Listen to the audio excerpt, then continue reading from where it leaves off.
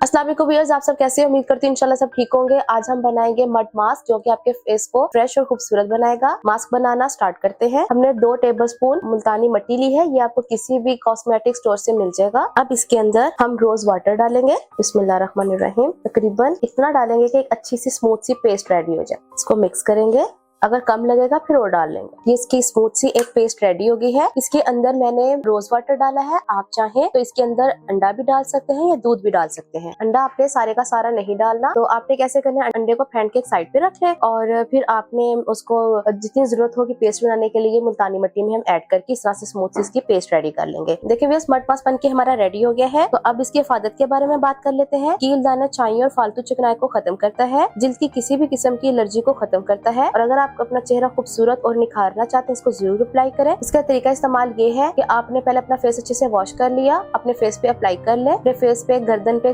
बाजू पे, हर जगह आप इसको यूज कर सकते हैं, इवन के पाँव की स्किन पे भी। तो फिर आपने 15 मिनट के लिए लगा रहने देना है और फिर 15 मिनट के बाद अपने फेस को अच्छे से वॉश कर ले। तो इंशाल्लाह आप इसके बेस्ट रिजल्ट पाएंगे। इंशाल्लाह मैं नई रेमेडी के साथ आपके सामने हाजिर होंगे। अल्लाह हाफिज।